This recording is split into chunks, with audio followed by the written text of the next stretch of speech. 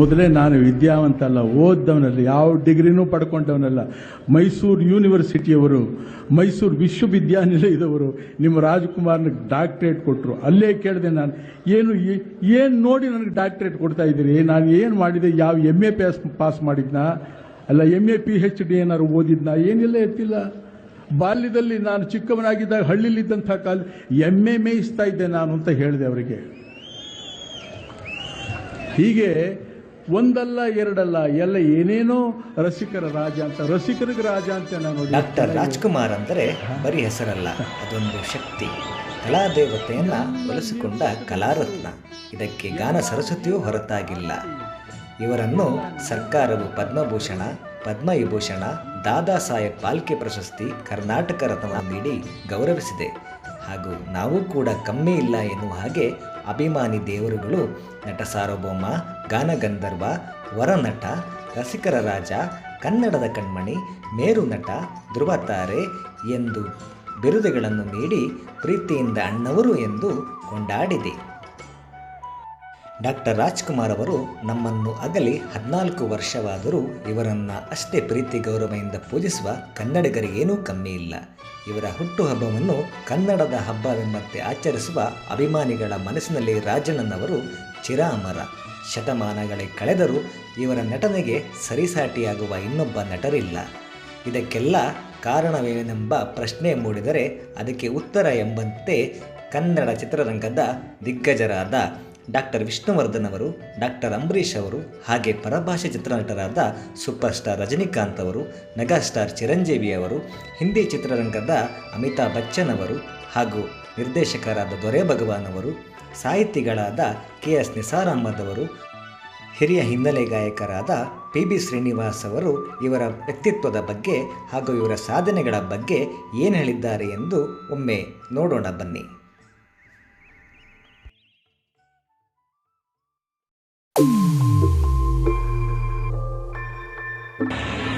ಈ ದಿನದ ಕೇಂದ್ರ ಬಿಂದು, ಆಕರ್ಷಣೀಯ ಬಿಂದು, ಧ್ರುವತಾರೆ, ನಮ್ಮ ನೆಚ್ಚಿನ ಮೆಚ್ಚಿನ ರಾಜಣ್ಣ ಅವರು.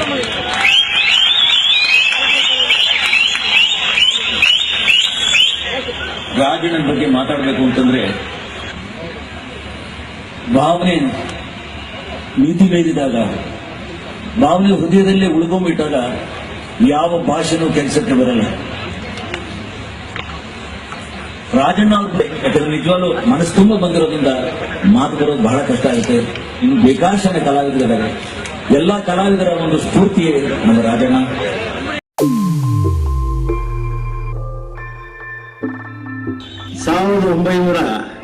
1927ರಲ್ಲಿ ಆ ದೇವರು ಬ್ರಹ್ಮ ಒಂದು ಮಳೆಯ ಹನಿಯನ್ನು ತಯಾರು ಮಾಡಿ ಆ ಮೋಡದಲ್ಲಿ ತೇಲಿಬಿಟ್ಟ.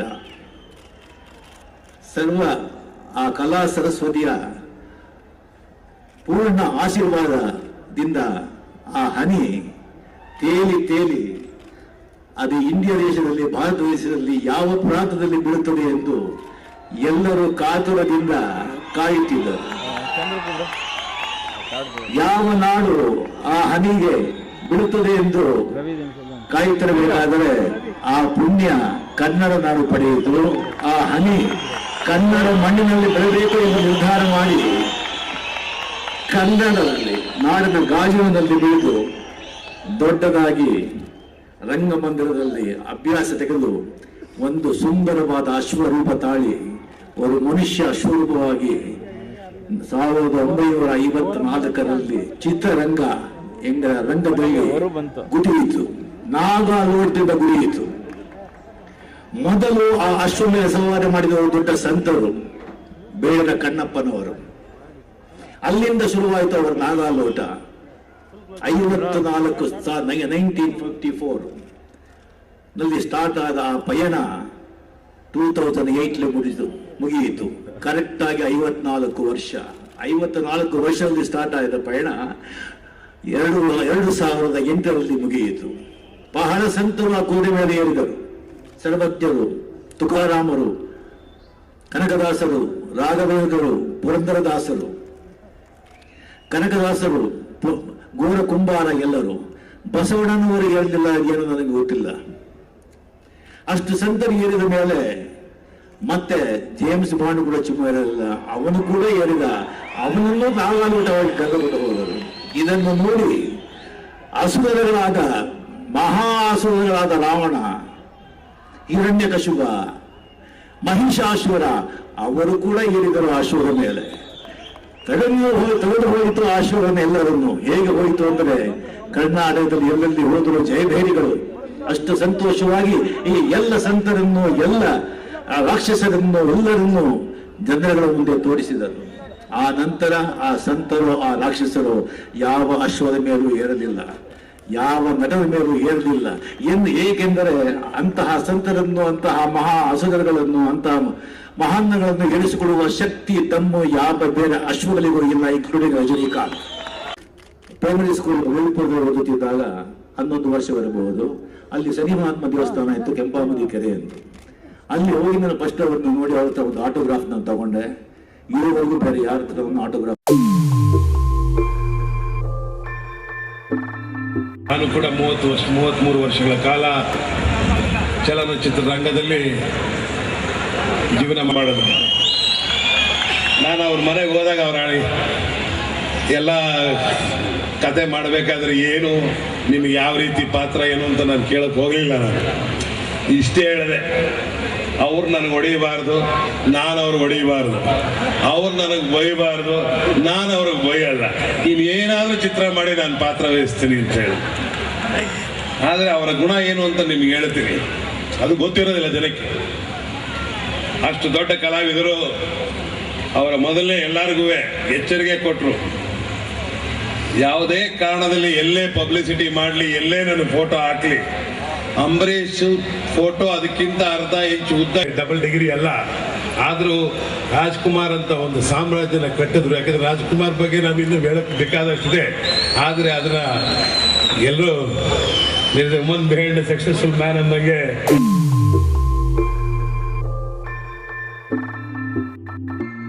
నేను అలవర్చుకోమంటే Kannada Rajkumar.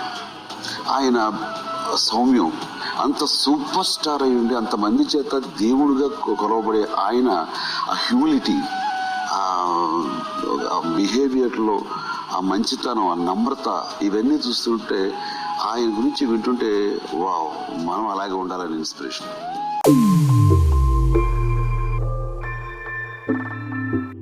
I'm eternally grateful to him because he prayed for me, and he actually asked me to visit one particular temple where he had prayed for me, and I was very, very humbled and very, very obliged for him to have done that.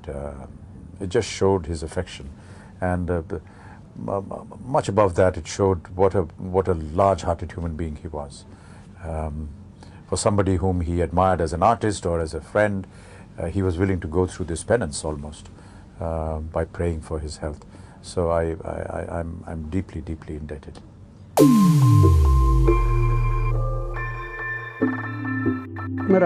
ಹತ್ತಿರಕ್ಕೆ ಹೋಗೋಕ್ಕೆ ಸಾಧ್ಯ ಆಗುತ್ತೆ ಅಂತ ಅಂದರೆ we come nearest to the great when we are great in humility. ಆ humility, ಆ ವಿನಯವಂತಿಕೆ, ವಿನಮ್ರತೆ ಅವರಲ್ಲಿ ಮನೆ ಮಾಡಿ.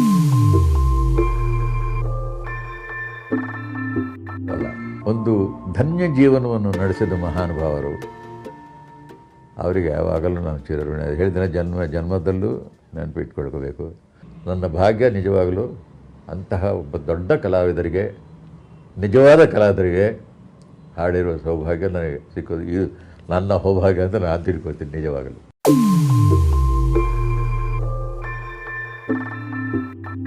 There was no field that went untouched by Dr. Rajkumar. He was everything in every field. That's how I can describe him. ಈ ಎಲ್ಲ ಸಾಧಕರ ಮಾತುಗಳನ್ನು ಕೇಳಿದ ಮೇಲೆ ಖಂಡಿತವಾಗಿಯೂ ಡಾಕ್ಟರ್ ರಾಜ್ಕುಮಾರ್ ಅವರ ವ್ಯಕ್ತಿತ್ವದ ಪರಿಚಯವಾಗಿರುತ್ತದೆ. ಡಾಕ್ಟರ್ ರಾಜ್ಕುಮಾರ್ ಅವರು ನಯ ವಿನಯದ ಸಾಗರವಾಗಿದ್ದರು, ಸಜ್ಜನಿಕೆಯ ಸಹಕಾರ ಮೂರ್ತಿಯಾಗಿದ್ದರು. ಅವರು ಓದಿದ್ದು 4ನೇ ತರಗತಿಯಾದರೂ ಚಿತ್ರರಂಗದ ವಿಶ್ವವಿದ್ಯಾಲಯ ಅಂದರೆ ತಪ್ಪಾಗಲಾರದು. ಮಹಾಸಾಧಕರು ಹುಟ್ಟಿದ್ದು ಏಪ್ರಿಲ್ 24, 1929ರಲ್ಲಿ ಕನ್ನಡ ರಂಗಭೂಮಿಯ ಹೆಸರಾಂತ ಪ್ರತಿಭೆ ಸಿಂಗನಲ್ಲೂರು ಪುಟ್ಟಸ್ವಾಮಿ ಮತ್ತು ಲಕ್ಷ್ಮಮ್ಮ ದಂಪತಿಗಳ ಹಿರಿಯ ಮಗನಾಗಿ ಚಾಮರಾಜನಗರ ಜಿಲ್ಲೆಯ ದೊಡ್ಡಗಾಜೂರಿನಲ್ಲಿ ಹುಟ್ಟಿದರು. ಅವರ ಹುಟ್ಟು ಹೆಸರು ಮುತ್ತುರಾಜು, ಮುತ್ತಣ್ಣ ಎಂದು. ಡಾಕ್ಟರ್ ರಾಜ್ಕುಮಾರ್ ಅವರ ಊರಿನ ಸೊಬಗನ್ನು ಹಾಗೂ ತಂದೆಯ ರಂಗಭೂಮಿ ಪ್ರೀತಿಯನ್ನು, ಅವರ ಬಾಲ್ಯದ ಜೀವನವನ್ನು ಖುದ್ದಾಗಿ ಅವರ ಧ್ವನಿಯಲ್ಲೇ ಹೇಳಿದ್ದಾರೆ. ಹಾಗೆ ಆ ಊರಿನ ಸೊಬಗನೊಮ್ಮೆ ವೀಕ್ಷಿಸಿ. ಈ ಗೌರವ ಎಲ್ಲ ಸಲ್ಲಬೇಕಾದ ನಮ್ಮ ಅಪ್ಪಾಜಿಯವರಿಗೆ. ಇದಕ್ಕೆಲ್ಲ ಕಾರಣ ನಮ್ಮ ಅಪ್ಪಾಜಿಯವರು. ಇವರೇ ನಮ್ಮ ತಂದೆಯವರು, ನಮಗೆ ಬೆಳಕನ್ನು ತೋರಿಸ್ಕೊಟ್ಟ ದೇವರು. ಸಿಂಗನಲ್ಲೂರು ಪುಟ್ಟಸ್ವಾಮಿನವರು ಸಾಧಾರಣವಾಗಿ ಅವರು ರಾಕ್ಷಸ ಪಾತ್ರಗಳನ್ನ ಮಾಡೋದ್ರಲ್ಲಿ ಎತ್ತಲು ಕೈ. ರಾವಣ, ಭೀಮ, ಕಂಸ, ಜಲಂಧರ ಈ ಪಾತ್ರಗಳೆಲ್ಲ ನೋಡಿದ್ದ ನೆನಪೇ ನನಗೆ ಮಹಿಷಾಸುರ, ರಣಧೀರ್ ಕಂಠೀರವ ಇವುಗಳೆಲ್ಲ ಮಾಡೋದಕ್ಕೆ ಸ್ಫೂರ್ತಿ ಕೊಡ್ತು. ಇವತ್ತಿನ ನನ್ನ ಈ ಏಳಿಗೆನ ಅವ್ರ ಕಣ್ತುಂಬ ನೋಡಿದ್ರೆ ಬಹಳ ಸಂತೋಷ ಪಡ್ತಾ ಇದ್ರು. ಇವ್ರ ಊರು ಸಿಂಗಾನಲ್ಲೂರು ಅಂತ ಹೇಳಿ ಕೊಳ್ಳೇಗಾಲದ ಹತ್ರ ಇದೆ. ನಾನು ಹುಟ್ಟಿದೂರು ನಮ್ಮ ತಾಯಿ ಊರು ದೊಡ್ಡಗಾಜನೂರು ಅಂತ. ಚಾಮರಾಜನಗರದಿಂದ 13 ಮೈಲಿ ದೂರದಲ್ಲಿರೋ ತಾಳ್ವಾಡಿ ಸರ್ಕಾರದಲ್ಲಿದೆ. ಇನ್ನು ನಾನು ಹುಟ್ಟಿದ ಊರು, ನನಗೆ ತುಂಬಾ ಮಮತೆ ನಮ್ಮ ಊರಿನ ಮೇಲೆ.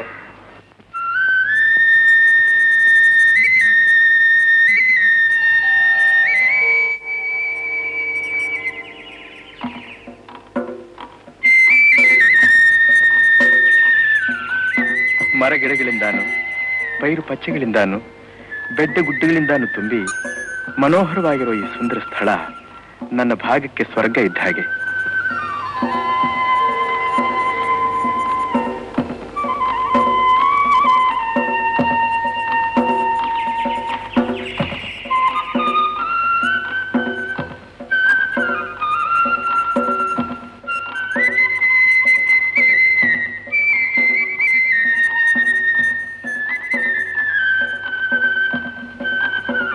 ಇದೇ ನಾನು ಹುಟ್ಟಿ ಬೆಳೆದ ನನ್ನ ತಾಯಿ ಮನೆ. ಈ ಜಗಲಿ ಮೇಲೆ ನಮ್ಮ ತಂದೆ ಸಾಧಾರಣವಾಗಿ ಮಲಗ್ತಾ ಇದ್ದಿದ್ದು. ಭವ್ಯವಾದ ಬಂಗ್ಲೆಯನ್ನು ನೋಡಿದ್ರು ಆಗದೇ ಇರುವಂತಹ ಆನಂದ ನನಗೆ ಈ ಪುಟ್ಟ ಮನೆಯನ್ನು ಕಂಡಾಗ ಆಗುತ್ತೆ.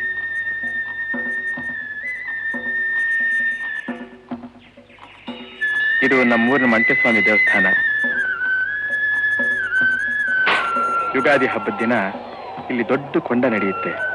ಕಣ್ಣಿಗೆ ಭಾರಿ ಹಬ್ಬ. ಈ ಗುಡಿ ನಮಗೆ ಶಾಲೆನೂ ಆಗಿತ್ತು. ಈ ಅಂಗಳದಲ್ಲೇ ನಾವು ಆಡಿ ಪಾಡಿ ನಲಿತಾ ಇದ್ವಿ.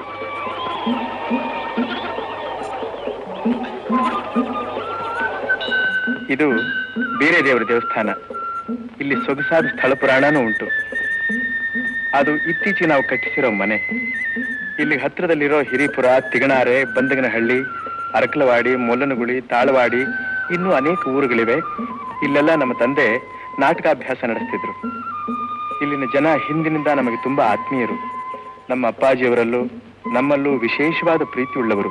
ಕಷ್ಟ ಕಾಲದಲ್ಲಿ ನಮಗೆ ಬೇಕಾದಷ್ಟು ಸಹಾಯ ಮಾಡಿರೋ ಪುಣ್ಯಾತ್ಮರು. ನಮ್ಮ ಇವತ್ತಿನ ಏಳಿಗೆಗೆ ಕಾರಣರಾದ ಕಲಾ ಪೋಷಕರು. ಹುಟ್ಟು ಕಲಾವಿದರಾಗಿದ್ದ ನಮ್ಮ ಅಪ್ಪಾಜಿಯವರ ಸಹಾಯದಿಂದ ಬಾಲ್ಯದಲ್ಲೇ ನಾನು ಅವ್ರ ಜೊತೆ ನಾಟಕ.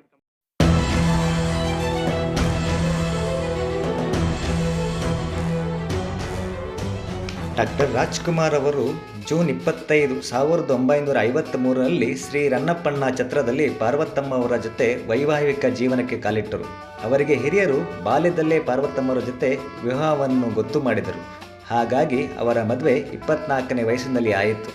ಅವರ ಮದುವೆಯ ಬಗ್ಗೆ ಹಾಗೂ ಪಾರ್ವತಮ್ಮನವರನ್ನು ಬಾಲ್ಯದಲ್ಲಿ ಭೇಟಿ ಮಾಡಿದ ಸಂದರ್ಭವನ್ನು ಡಾಕ್ಟರ್ ರಾಜ್ಕುಮಾರ್ ಅವರು ದೂರದರ್ಶನ ಸಂದರ್ಶನದಲ್ಲಿ ಬಹಳ ವಿನೋದವಾಗಿ ಹೇಳಿದ್ದಾರೆ. ಆ ವಿಡಿಯೋನೊಮ್ಮೆ ನೋಡಿ.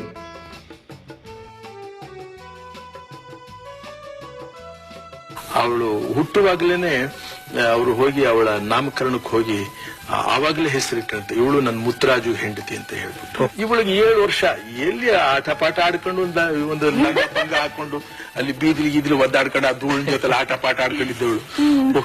ಹೋಗಿ ನಮ್ಮ ಅಪ್ಪಾಜಿ ನನ್ನನ್ನ ಅವಳನ್ನ ಕರ್ಕೊಂಬಕ್ಕಂತ ಅಂತಂದ್ರು.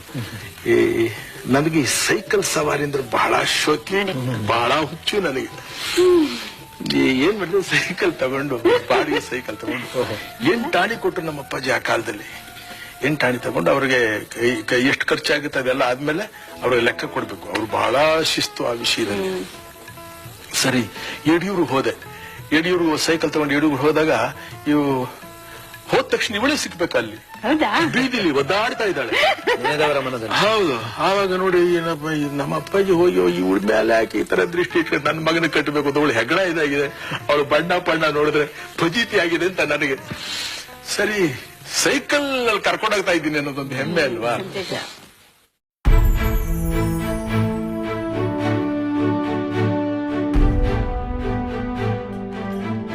ಡಾಕ್ಟರ್ ರಾಜ್ಕುಮಾರ್ ಅವರು ನಾಯಕನಾಗಿ ಅಭಿನಯಿಸಿದ ಮೊದಲ ಚಿತ್ರ ಬೇಡರ ಕಣ್ಣಪ್ಪ. ಈ ಚಿತ್ರವು 1954ರಲ್ಲಿ HLN ಸಿಂಹ ಅವರ ನಿರ್ದೇಶನದಲ್ಲಿ ಮೂಡಿಬಂತು. ಪಂಡರಿಬಾಯಿ ಹಾಗೂ ನರಸಿಂಹರಾಜ್ ಅವರು ಇದ್ದರು. ಈ ಚಿತ್ರವು 1954ರ ಮೇ ತಿಂಗಳಲ್ಲಿ ಆಗಿನ ಮೈಸೂರು ರಾಜ್ಯದಲ್ಲಿ ಬಿಡುಗಡೆಗೊಂಡಿತ್ತು ಹಾಗೂ ಈ ಚಿತ್ರಕ್ಕೆ ರಾಷ್ಟ್ರ ಪ್ರಶಸ್ತಿ ಕೂಡ ದೊರಕಿತು. ರಾಷ್ಟ್ರ ಪ್ರಶಸ್ತಿ ಸಿಕ್ಕ ಮೊದಲ ಕನ್ನಡ ಚಿತ್ರ ಬೇಡರ ಕಣ್ಣಪ್ಪ ಎಂದು ಪ್ರಖ್ಯಾತಿಯೂ ದೊರೆಯಿತು. ಡಾಕ್ಟರ್ ರಾಜ್ಕುಮಾರ್ ಅವರು ಬೇಡರ ಕಣ್ಣಪ್ಪ ಚಿತ್ರದ ಅನುಭವವನ್ನು ಹಾಗೂ ಮೊದಲ ಚಿತ್ರದಲ್ಲಿ ಅವರ ಪಟ್ಟ ಪರಿಪಾಟಲನ್ನು ಅವರು ಆಕಾಶವಾಣಿಗೆ ಕೊಟ್ಟ ಸಂದರ್ಶನದಲ್ಲಿ ಶ್ರೀ ಉದಯಶಂಕರ್ ಅವರ ಜೊತೆ ಹಂಚಿಕೊಂಡಿದ್ದಾರೆ. ಅದನ್ನು ಅವರ ಧ್ವನಿಯಲ್ಲೇ ಕೇಳಿ.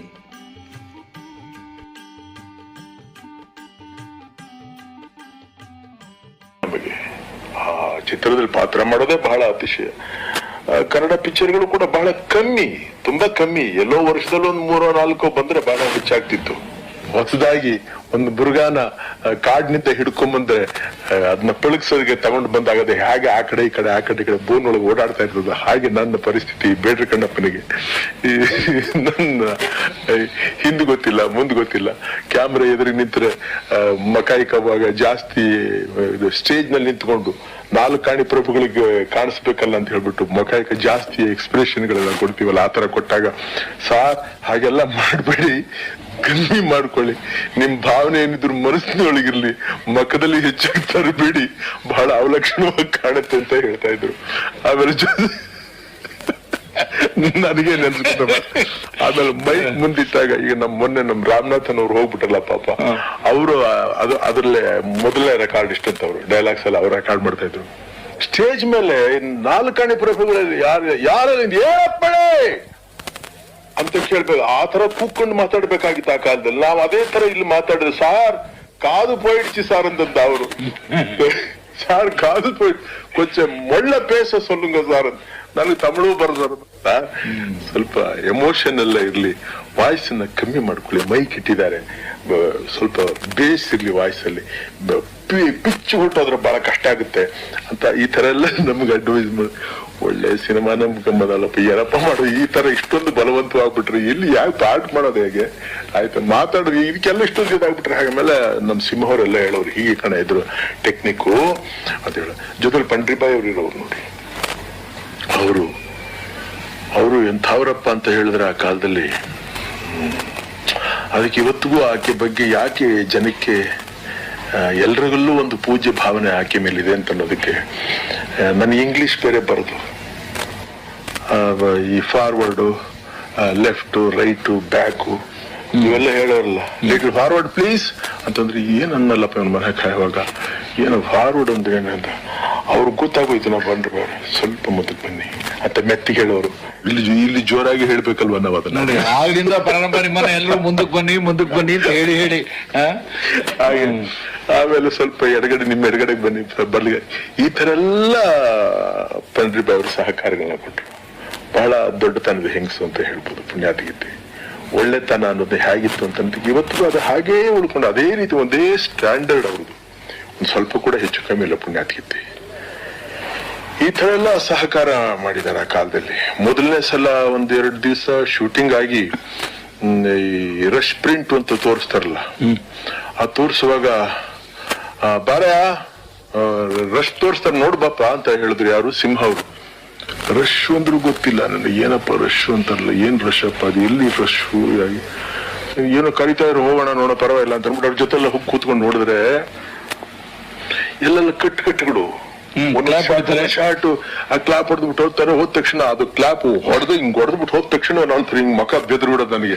ಸಾರ್ ಹೋದ ತಕ್ಷಣ ನೀವು ಬೆದರಿಬೇಡಿ ಸಾರ್, ನಾವಿಲ್ಲಿ ಆಕ್ಷನ್ ಅಂತ ಹೇಳ್ತೀವಿ, ಆಕ್ಟ್ ಮಾಡಿ ನೀವು ಆ ತರ ಬೆದರ್ಕೊಂಡ್ಬಿಟ್ರೆ ಹಾಗೆ. ನಮಗ್ ಗೊತ್ತಿಲ್ಲ ಸ್ವಾಮಿ, ಹೊಸ್ತಿ ಅಲ್ವಾ ಇದು, ಪಟ್ ಅಂತ ಮ್ಯಾತೆ ಆ ತರ ಹೇಳ್ದೆ ಕೇಳ್ದೆ ಹೊಡೆದ್ಬಿಟ್ರೆ ನಾನು ಏನ್ ಮಾಡ್ಲಿ. ಇದನ್ನೇ ಒಂದು ಸಿನಿಮಾ ಇದು ಈ ತರ ನಮ್ದು ಆರಂಭದಲ್ಲಿ ನಮ್ ಪ್ರಿಪರೇಷನ್ ಎಲ್ಲ ಹೀಗೆ ಈ ತರ ಎಲ್ಲ ಆಗ್ತಿತ್ತಲ್ಲ.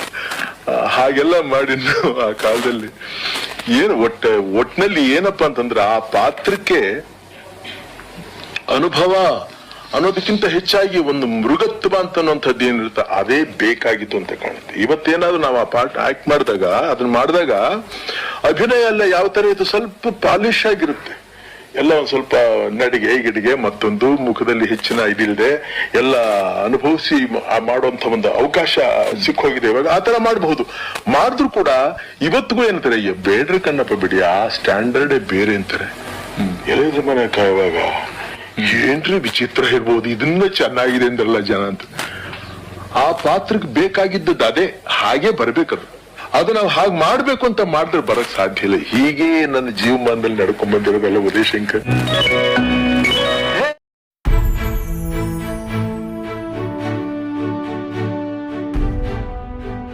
ಡಾಕ್ಟರ್ ರಾಜ್ಕುಮಾರ್ ಅವರು ಸುಮಾರು 5 ದಶಕಗಳಲ್ಲಿನ ಚಿತ್ರರಂಗದ ಬದುಕಿನಲ್ಲಿ 200ಕ್ಕೂ ಹೆಚ್ಚು ಚಿತ್ರದಲ್ಲಿ ನಟಿಸಿದ್ದಾರೆ. ಅವರು ಕೇವಲ ನಟರಾಗಿ ಉಳಿಯದೆ ಹಿನ್ನೆಲೆ ಗಾಯಕರಾಗಿ ಸಹ ಹೆಸರು ಮಾಡಿದ್ದಾರೆ. ಅವರ ಸಿನಿಮಾ ಪ್ರಯಾಣದ ಬಗ್ಗೆ ಹಾಗೂ ಅವರು ಪಡೆದಿರುವ ಪ್ರಶಸ್ತಿಗಳ ಬಗ್ಗೆ ಹಾಗೂ ಅವರ ಸಾಧನೆ ಬಗ್ಗೆ ಮುಂದಿನ ಕಾರ್ಯಕ್ರಮದಲ್ಲಿ ಮತ್ತೆ ಸಿಗೋಣ ಎಂದು ಹೇಳುತ್ತಾ ಈ ಕಾರ್ಯಕ್ರಮವನ್ನು ಇಲ್ಲಿಗೆ ಮುಗಿಸುತ್ತಿದ್ದೇನೆ. ದಯವಿಟ್ಟು ಇಷ್ಟ ಆದರೆ ಲೈಕ್ ಮಾಡಿ, ಹಾಗೆ ಸಬ್ಸ್ಕ್ರೈಬ್ ಮಾಡಿ, ಆದಷ್ಟು ಶೇರ್ ಮಾಡಿ ಎಂದು ಹೇಳುತ್ತಾ ಮತ್ತೆ ಸಿಗೋಣ. ಧನ್ಯವಾದಗಳು.